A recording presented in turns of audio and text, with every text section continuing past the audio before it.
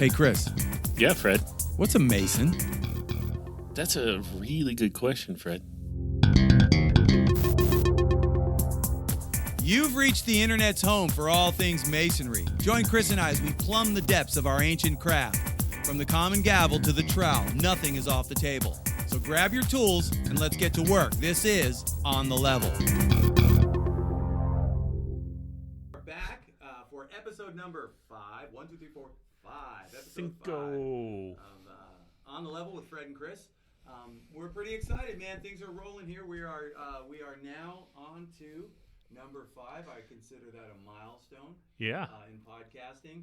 I can tell you right now that editing is not easy, but it's fun and I like it. So You know what you did make look easy is putting this studio together. it's getting there, huh? You did a great job with this. I'm wondering if our fans, I don't know if we have any, Mom, hi Mom, our Yeah. fan, can hear the difference. There should be a better and better sound quality as the studio comes more and more online, which we're pretty proud of. We're going to call this the DigiSphere Studio in beautiful downtown Sarasota. Even if they can't hear it, it feels better. It feels better to talk to you That's right. in this environment. I love it. I love it. As we said, episode number 5. This week, we're going to talk about ways for new Masons to get involved. And Ooh. we highly recommend that new Masons do, in fact, get involved. Because that's what makes Masonry happen and makes Masonry work is getting involved. You can't really be a Mason. I'm going to say this. I'm going to go out on a limb here, Brother Chris.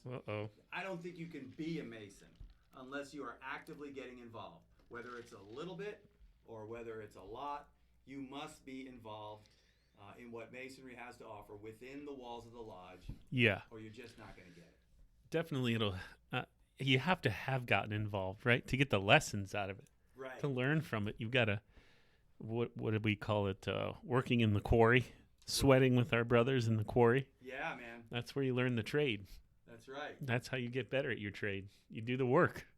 And of course, now last podcast we talked about how to get the hatchet out of your back from when you're working in said quarry. Symbolically Symbolically yes. speaking, we do a lot of symbolic work here in Masonry. Yes. Talking about conflict resolution between brothers from last week. This week, again, talking about ways for new Masons to get involved. What are some ways, Brother Chris, that a Mason can get involved? I think it's tough for new Masons because they don't know the system. They don't know, how to get involved. And a lot of the times the brothers that they're talking to don't really know either. So people tend not to get involved when they have the energy and the passion to do so. So I think the first way you can get involved as a Mason is to do your work, the catechism and the mentoring, right? Even before you're a Master Mason, you can get involved just by doing the work. Showing up for the catechism class. Personally, as a catechism instructor, I always ask them to call me when they're alone and have at least 5 minutes. And that arrives at least once, sometimes twice a day on the toilet. I always ask for them to think of me when they poop as an instructor. Very nice. Yeah. So you can do the work even in the privacy of your own throne room in your home. And that visual image comes at no cost. That's a freebie for you guys. You're welcome. We'll flush that one down the toilet. So, yeah, the catechism and the mentoring. And if you're, some people have been in a situation like yours where the lodge wasn't equipped to properly give the mentoring, you can still get it yourself. You can still seek it out and find it. If you want it, you will, I would interject. The Grand Lodge has a repository of forms, documents, and files, and anyone can go on there and get the mentor's manual and read through it on their own, even if your lodge isn't going to provide you the mentoring or isn't capable. So it's out there. You can do the work even before you're a Master Mason. And then, I think it's always a weird transition when you've seen guys go through 6 months, at least, maybe 9 months of all of this catechism and mentoring and showing up and maybe doing lodge cleanups and some other things with the lodge charity work. And then they're Master Masons and they get a culture shock because they don't have that scheduled time anymore with their brothers that they had for so long. And they have to figure things out for themselves now. And no one really prepared them for that. Right. And they're just kind of tossed into this different world and they start showing up to meetings and they're, they just spent 6 months memorizing Old English, which is really cool. and interesting. And now they're sitting in a business meeting talking about if they should spend $5 on a handle for a microwave or not for 25 minutes. It's a little culture shock for people. And so it'd be nice if they had somebody that could guide them through that process and make it a little easier on the transition, and maybe even have gotten to know them enough to say, you know where I think you'd be a great fit? On this membership development committee, or on the charity committee, or on the lodge property committee, based on what I know about you. So I think it starts with the ritual, like everything should in Masonry. And from there, you have to start asking yourself, where can I help? Or what am I capable of? Or what are my strengths? Or what does it look like they're lacking that maybe I could fill in for them? Because chances are you're not going to have somebody there. It's not Harry Potter, right? You're not going to get the sorting hat to tell you exactly where to go. That's right. Yeah, that's because you're a perfect fit for that thing. So you have to figure it out. Well, I'm thinking about my own experience, and I talk about this. I say this all the time on just about every podcast so far, but I came into the lodge with 7 other men as an entered apprentice and went through degree together. And we ended up going through all 3 degrees together as the 7. They call us the Magnificent 7. I don't know why. Well, I do know why. Anyway, you know, we were we were pushed through, and there's no other way to say it. I hesitate to say I don't want anybody who was there trying their darndest to get us through there. My hats off to Kevin, our senior deacon, who just absolutely stepped up. Who was your catechism instructor? And was our catechism instructor, and he took on the 7 and did the best he could. And he actually he made some serious lemonade out of the lemons he was thrown in a big way. All while his wife was in the last stages of her pregnancy. Yeah. And trying to balance it all. So he impressed me. Still does. He's a great brother. Shout out to you, brother. Shout out to Kevin. Shout out to Kevin. He did the best he could, but you know, there was this pushing through. There was this desire to get us hooked up into all these different things. And I'm going to just shout out to another brother, and that would be John Schaper, who I got asked to be involved in to be the chairman of the Facilities and Maintenance Committee, only because I've been in construction my entire life. And it's a natural fit, right? Yep, yeah, it was a natural fit. And me and another brother jumped in and finished up a project that had been lingering, and jumped in it, and we impressed the Worshipful Master, and he was, voila, you are now the chairman of this. And I'm like, okay, what have I got myself into? And then, of course, what happens, and everybody who's been a Mason is nodding their head yes right now. Another committee, another opportunity, another person coming up and asking you to join this or that. And I remember asking John Schaper if he wanted to be on this committee, you know, the maintenance committee. I figured he looked like he's a smart guy. Yeah. You know, and I just really saw that. And he looked at me and he said, you know what? I'm not jumping into anything right away. I want to take my time and kind of think it through. And then I'm going to jump into the one that feels right. And he ended up jumping in with you into development.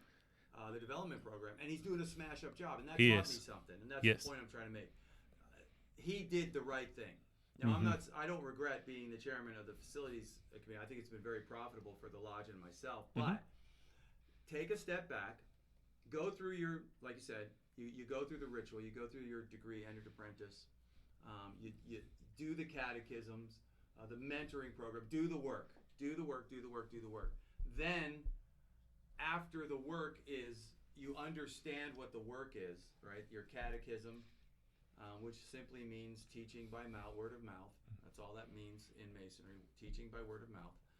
Once you go through that, you go through the mentoring manual with a mentor, the manual, the Florida-approved manual. Can I say that again? Go through the Florida-approved manual with a mentor. It's laid out really well. Everything you need to know is in there. So well, and it's so simple. And it takes the ego, you know, of people who like to hear themselves talk, like me, out of the equation, and it boils it back down to the basics. Learn the basics, do the work, go through the mentoring program, then make a decision to get involved in something that is a fit for you. Right. And then that is really the experience, you know, of that's kind of the evolution, if you will, of a healthy way to get involved in Masonry as an EA, don't you think? I think the John Schaper approach is the correct one. Correct, yeah. You don't Shout out, John. just say yes to everything. You will burn out if you just say yes to everything, and you might wind up doing things that you're not good at, and you might get frustrated by that. So it is good to wait for the right fit. We should do a better job of identifying, people's skills when they come into the fraternity. Which necessitates that we get them to slow down, wait, and think it through while we can help them evaluate where they would be. Yeah. And you're right. Some questions, questionnaire. What do you do for a living? What are right. you passionate about? What do you absolutely freaking hate? Yeah. It's all really good information to have. Right? Yeah, that would be helpful. Yeah, and then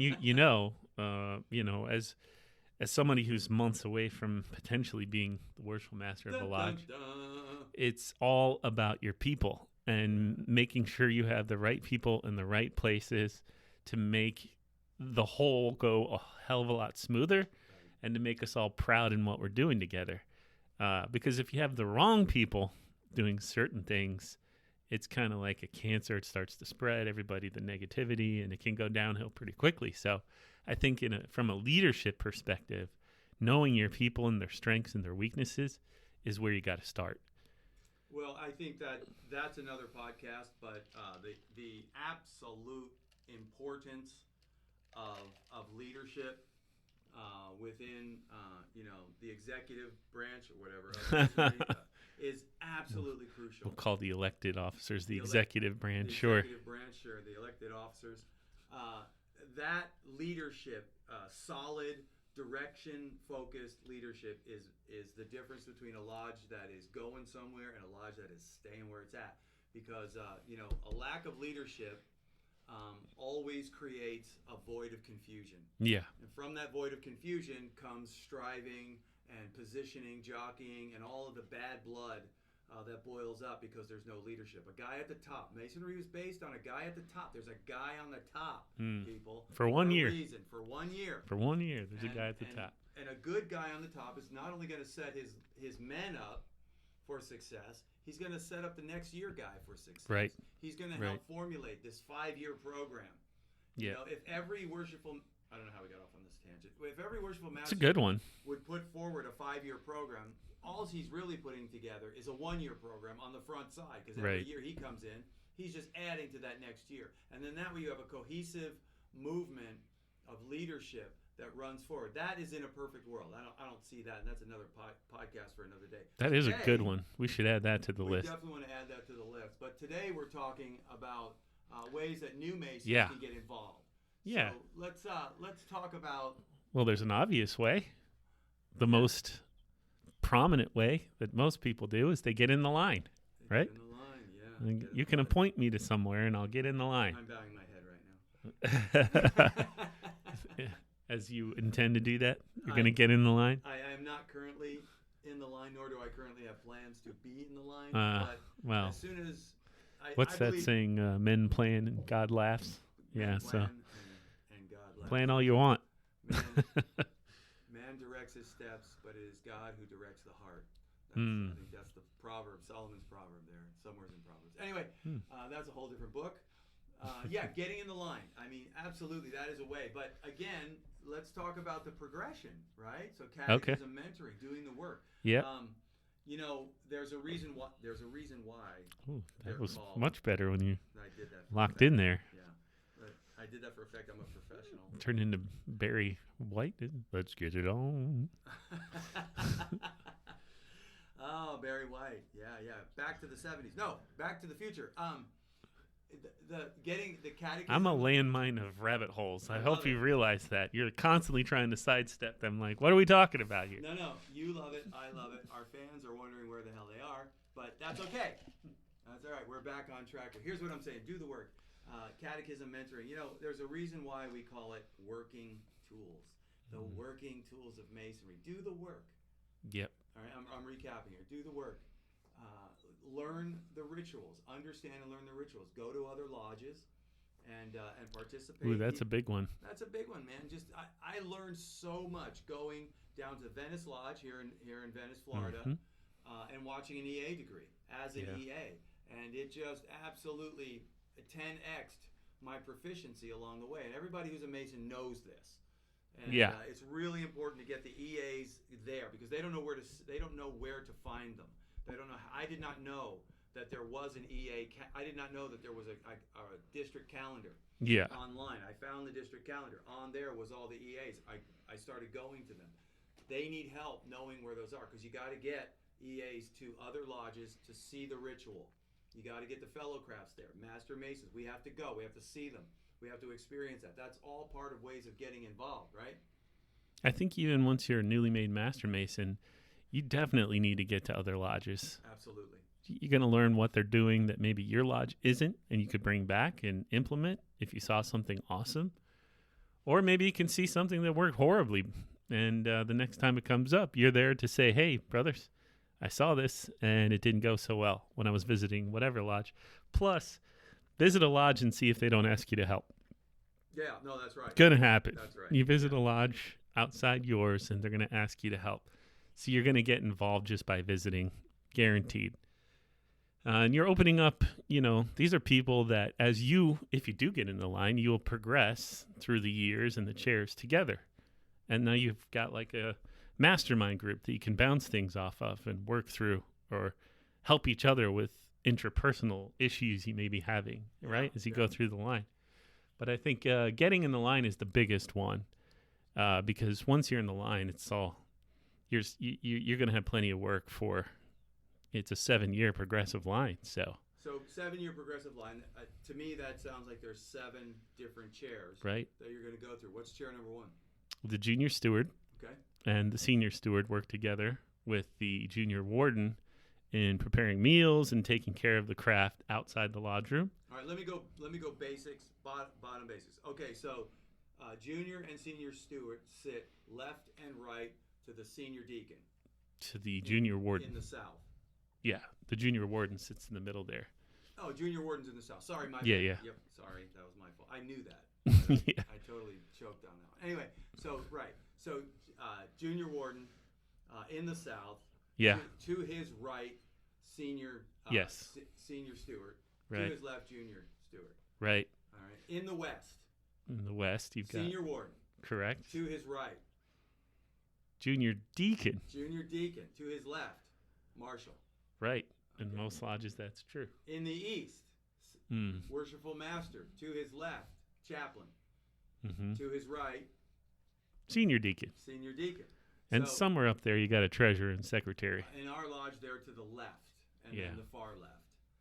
And then our organist is to the right. So that's kind of the layout. All the lodges are a little different, or no? Or are they all about the same?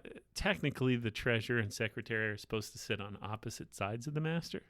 Oh, but in some lodges, it's not feasible, like ours. We have an organ and no room, so they both sit at the same table together. That's right. Now, just for those of you who know, we're not giving away any secrets here. If you come do a tour of our lodge, the person giving the tour will explain all of the way the seating are and what those positions hold. But so in the line, junior steward. Yeah, that's where you start. And then senior steward. And then you'll progress to the junior deacon and then the senior deacon. Those are all appointed positions, so the Worshipful Master every year appoints those chairs with people. And then you've got elected chairs, which is the junior warden, the senior warden, the Worshipful Master, the secretary, and the treasurer. Mm-hmm. And those are elected by the craft, by a majority of the craft every year.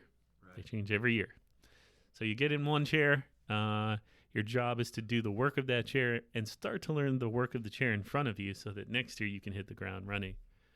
Do the work of that chair and start learning the chair in front of you. So you're talking about a never-ending process. It's ending at some point, 6-7 years if you do it properly. But at the end of that journey, you'll know a hell of a lot about the inner workings of a Blue Lodge in Freemasonry. You'll know a hell of a lot about the digest of Masonic law in the state of Florida. There's nothing that's going to beat that practical application of this stuff that you get working through the chairs.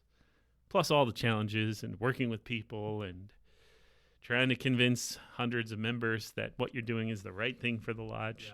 Yeah. You're going to get the political side as well as the work part and the ritual. That's all rolled up through working through the chairs in Freemasonry. So that's the single biggest way you can get involved as a new Mason, is to let somebody know you're open to it. Yeah. Just that you would take it if it was offered to you. Here's the thing that I was thinking about while you were saying that. I was thinking about, I went to the Venice Lodge. The first visit I did was as a Master Mason, was down at the Venice Lodge, and the Worshipful Master opened up a lodge of Master Masons, and the man knew everything by heart with such authority, with such ease. It was more like watching a man on a professional actor in a theater, just absolutely just killing it, and it was wonderful to watch. And what we're saying here is that man started as a junior steward, and the beauty of this system is this: if you start there, every time you do your part, you're hearing every other part. Right. So then you move up to senior steward, you're again hearing, you're doing your part, and you're hearing every single part. Move up again, up again, up again. Every time you go through that line, 7 years later, you better be. Yeah. Well, you will be. As the guy who's been there hearing and doing this stuff for that long, you got it down, man. And I just found myself desiring so much to be able to do what that man was doing. And even you, Chris, when I see you as senior steward, as senior warden, I'd be senior steward any day. Yeah, sorry, there's no going back. I'm sorry, damn, brother. To listen to how you do it, and you have a command of it. Nobody's perfect. I mean, nobody's doing any of this perfect. I was being a bit over the top there with the Worshipful Master at Venice. At Venice Lodge. I'm sure he's good. He's good. Very good though. But again, you do the same thing. You have a command of it. I'm thinking of Right Worshipful Heart out there. Yeah. Shout out. He just has such a command. Yeah. Of it. Now he's been doing it for 20. Forgive me, brother. It could be 30. Yeah. Years. And again, the only point I'm trying to make is that getting involved in the line has a facet of Masonic education to it that you just can't that you just can't get away from. You live it. Yeah. You're part of it, man. And I just find that part exciting. So I've already done senior steward twice. I sat in EA degrees, correct? In EA. Right, yes. EA degrees. And in a meeting, didn't you? And in a meeting. Yeah. Correct. So I'll probably start there. If I do start, is where I'll start. And once, I'm the kind of guy, I'm like you, Chris. Once I'm in, I'm in. I'm going the whole way. I want 110% to be out on the table every time. Yeah, that's right. Because it's a finite amount of your life that you're dedicating to this. And when I look back, I want to be like, I did the best I could have done at that time of my life and that place I was at. I want to leave it all on the table. And in the process of that, you're doing a lot of work. Yeah, that's right. Yeah. So you won't be wanting for ways to get involved once you're an officer in a lodge, which is why I say it's a big one for new Masons that want to get involved. But there's a lot of other things they can do if they're not ready for that kind of commitment in their life yet. You could, you talked about committee work. Yeah. That's a great way to get involved. I enjoy it. I'm the chairman of the maintenance, facility and maintenance, and we set up a couple things. We've made some changes and did some things, ran it through the craft and got it approved, and really enjoyed it. We had a cleanup day. We worked on the backyard a little bit and got some guys Looks beautiful. And we're doing it again next month, and so it But you set the pace in the committees, right? Correct. It's a little slower paced. You can take your time generally a little bit more. Yeah. And you can kind of set your own goals and achieve them as you see fit. So it's maybe a little bit slower paced for someone that's not ready for the diving off the deep end into the officer's line of Freemasonry. Yeah, well, it's like the difference between playing guitar at home by yourself and playing in a band, because the band doesn't stop for you.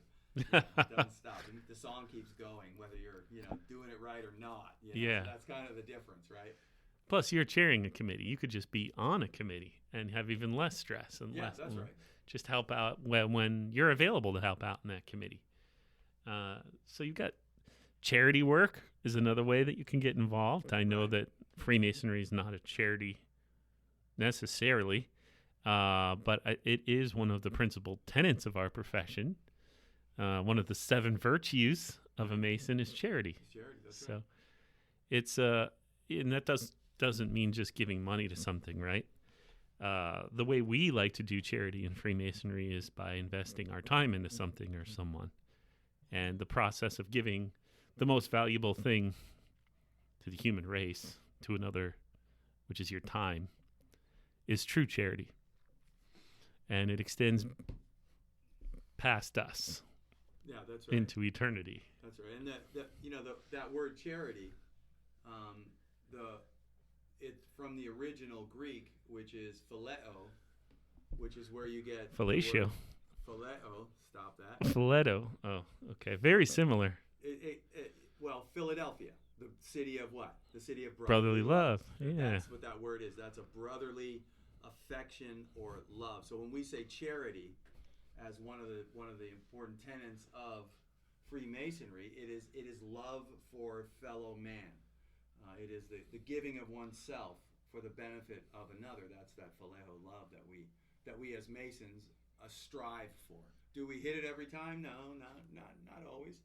But we certainly strive for it. As long as you keep trying, that's what matters, right? Yeah, that's right. And eventually, if we get involved, right, and plug into the mission of what Masonry is attempting to do, first and foremost, to better me, that I might better a brother, and together as brothers, we might better our community. Yeah. Who'd have thought, right? Wow, what a concept.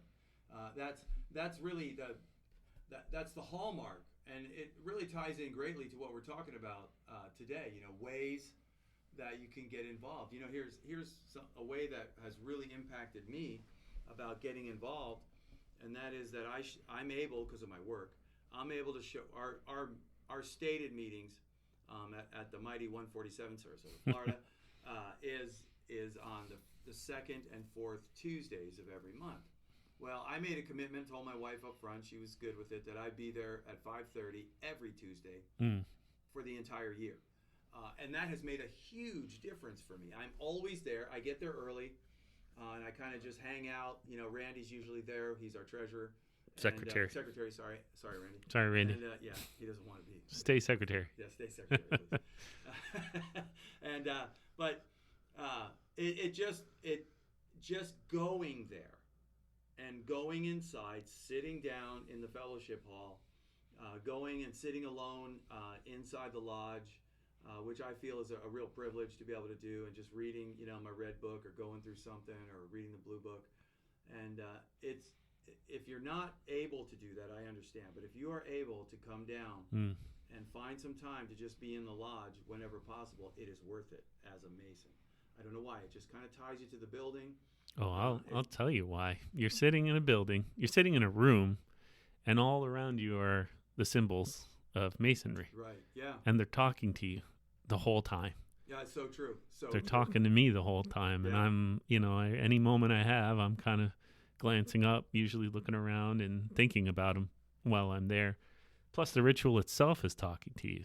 Just the ritual ceremonial opening and the closing, There are things in there that put me in the right frame of mind to be in a meeting. Yeah. And at the end, that put me back into a frame of mind to go out into the world. So it's like preparing you to be there and to take, some of what you got out of it back into the world with you, just from the symbols and the ritual. And I think there's also something, once you've done this for a while, you've been in like 100 degrees or stated meetings, there's something meditative about sitting there and everything's happening exactly the way that it's going to happen. Right. There's something safe and comfortable. It brings peace. I can have the craziest day at work and maybe even outside of work. And, I'm in the lodge and I'm frazzled. But once that ceremony starts and I'm sitting there and those symbols are talking to me, everything kind of comes back into a sense of balance. Yeah, in a way. And that familiarity of the ritual is, and even from a neurological standpoint, our brains are wired in such a way where going and hearing it again, and it being done in the same way, and the symbols that it represents, and the way, the pathways in your mind that it has created as far as good works go, and good thinking, right behaving, that reinforcement through a different gate, through the visual, through the eye, through the ear, through all of it. We're wired that way, and the ritualistic practices go way back, in religious history. I mean, if you look at Roman Catholics, for instance, I mean, the rituals there are just endless. Yeah. And it was built on that from the very beginning. They began to do the ritual, the sacraments, all of it. These are these ritualistic things that are designed to every week remind you right. of who you are and what you're supposed to do. Right. And that's what I love about the. Are we on a tangent? Yeah, we're on a tangent. Good one though. Good one. But they're used to it. They're 5 episodes in now. This is normal. That's right. Yeah, we're still on episode 1. Technically, this has been nothing but a gigantic rabbit hole. Yeah. No, but let's break back off and let's just talk about ways. Yes. Ways new Masons can get involved. That is the title of our show today. It is. We have talked about some good ways they can get involved. The last thing I think that outside of work is visiting the sick brothers, offering transportation for brothers that, can't drive themselves is a great way for new Masons to get involved, because every lodge has that. Every lodge has that situation. And oftentimes, the lodge is run by a handful of people, and those people are busy all the time, and they don't have the time to do the things that we should do, like care for our sick and infirm brothers that can't make it. So it'd be great if you're a new Mason and you're not in the line and you're not on a committee and you just don't know how to get involved. Just go tell somebody, hey, is there a list somewhere where I can call some brothers who might need a ride, or maybe they're sick and they haven't been able to get out of the house, and I can get the brothers to sign a card and I'll drop it off for them. I think that's a great way for a new Mason to get involved in the lodge. Yeah, that just, and when you wrote it up there, I realized, I used to, I'm an ordained chaplain, and I used to do hospital visits. And there was very few things were more rewarding than going to visit somebody who, their own family doesn't visit them.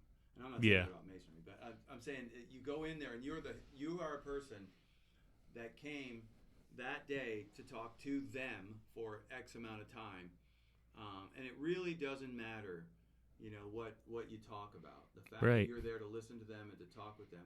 How much more rewarding would it be for me, a Master Mason, newly raised Master Mason, 1 year in, to go visit, a Mason who's been one for 45 years. Right. Who can't get out, but he's still able to talk about it. And I'm telling you right now, brother, if you're out there 45 years at home and I come to visit you, we're going to talk. Bring a lunch, man, because I got a few questions, a few hundred questions. Oh, God. They have some stories to tell, I'm sure. I can only imagine. And it can only just enrich your entire Masonic experience. Yeah. Right? Yeah, when I was a new Master Mason, I was in this situation. There was a brief time where I was a Master Mason and wasn't installed. I think it was from October to January. I had a couple months in there. And I got that idea in my head, this is what I'm going to do. So I went to our Worshipful Master and said, I'd like to know who the oldest member of our lodge is. And they gave me his name. Turns out that one of the officers was a good friend of that guy. So he put me in direct contact with him. And I scheduled time and I went to his house. He was 98 at the time. No kidding. He had been in the war, obviously. He flew, before there was an Air Force. He was in the Air Force. Right. Air Corps. Yeah, the Air Corps. He flew the first helicopter in the military. Wow. With Truman in it. Oh, no kidding. Who was a Mason, and he was a Mason at the time. Oh, man. Right? And just this guy talked to me for hours, and he said afterwards, I never talk about this stuff. He gets asked for awards and presentations, and he refuses to do them because he told me he spent most of his life trying to forget this stuff. Yeah, that makes sense. But he said, you're a brother, and you asked. So he went through that painful process for me. and I got it all on tape, and I did a little blog about it, about his life. And what a rewarding experience, and what a way for someone who's 98 to feel relevant again. Because not to feel relevant, to be. He is relevant, yeah. Like his journey, the things he went through, and the achievements he got in Masonry as well as in life. I'd like to see more of that. I'd like to see brothers reaching out to brothers and picking their brains and making it more public information for the rest of us, so that we can learn from their mistakes and be inspired by their achievements and their victories. That's right. And I just think you just inspired me to. I'm gonna do the same thing. I'm gonna find out, if there are any or any Masons out there retired, who can't make lodge but want to. And I'm going to try to reach out to one or two. And I'm thinking, I'm always thinking, Chris, about topics for future podcasts. And I think maybe we should probably highlight some men like that, and we won't be able to interview them. Maybe we will, maybe we won't, but certainly do a bio and talk about the rich history. That man right there is a hero. I mean, a war hero. On top of that, he came home and probably raised a family. He did. Yeah, and was was involved in Masonry, so he's involved in the lives of hundreds of men. And at 90-something years old, man, he gives you the testimony about his life, man, and imparts it to you. And then you go on to bring it, to another generation. We should definitely try to work that into a podcast. I know that would be a real winner. Yeah, definitely putting that one on the list.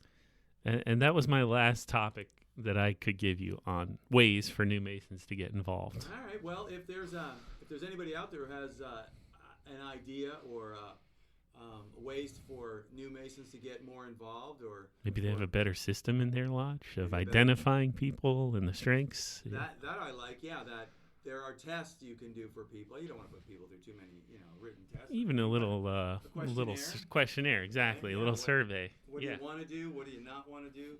Kind of ideas. But we're always willing to read emails and comments, negative, positive, doesn't matter. We can take it. We're Masons. We can take criticism. Give it to us. Yeah, we're used to it. So send us your cards and letters, and we'd be more than happy to respond to any of them. Well, Chris, podcast number 5. I'm pretty excited about it. Me too.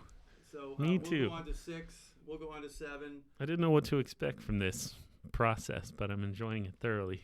I am too. I really enjoy it. I enjoy your knowledge of the craft, and I feel like I'm talking to a man who's been in it for 20 years. Sometimes I know that you have taken the time in your own life to learn what Masonry really is. And I just want to follow right behind you and also learn what Masonry is, and then share it to this next generation of Masons, and that's you guys. Yeah. Whoever's listening in here, if you've been in Masonry a long time, you've got something to share. Find the EAs, find those fellow crafts, and get next to them, and earn the right to speak into their lives, and uphold our craft, and pass it on to the next generation. I got to just tell you real quick before we sign off. I'm thinking of this one young man. He's an EA. He came into our lodge, and he was a mess. He was really needed something in his life, a place to go. And you don't mean that in a negative way, because I know he would describe himself that way. That's exactly how he described himself to me.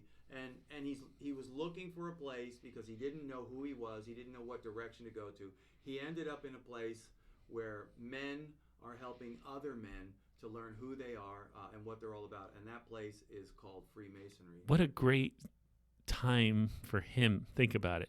He's coming in on the wave of the Magnificent Seven, who are just hitting their stride. That's right. And they scoop this guy up and say, I know what you're going through. I just went through it too.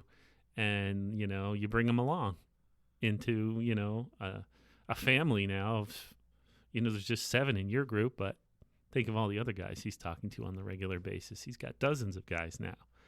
Yeah, that's right. And this growth nationally, I'm hearing, and I'd like to hear more about that.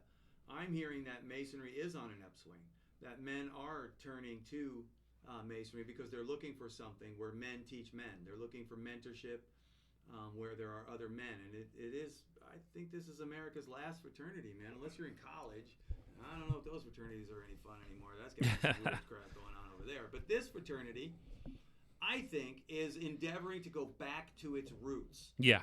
I think that's how we continue that upswing you're talking about, because the people are there and we're here and we need each other and we fit together. The question is going to be, do we rise to their expectations or not? They'll stick around if we do, and they will not if we don't. So true. So it's up to us, every single one of us that are Masons in lodges in Florida particularly, or outside of Florida, to rise to the level. You know, you said we got to go back to basics. I'm a firm believer in that too. If we just do the basics, do the work, just offer the mentoring and the education and the catechism and have philosophy discussions and some charity work, right? Just do the basics. They will stay. Yeah, and we will grow this fraternity again. That's it. Let Masonry be Masonry.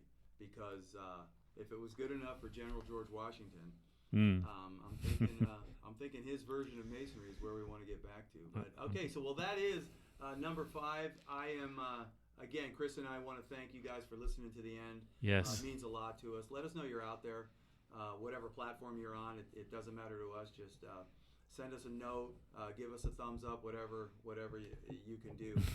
Because we're just really thankful. And all right, we'll end this podcast now, and we will see you on number 6. Thank you. Bye-bye.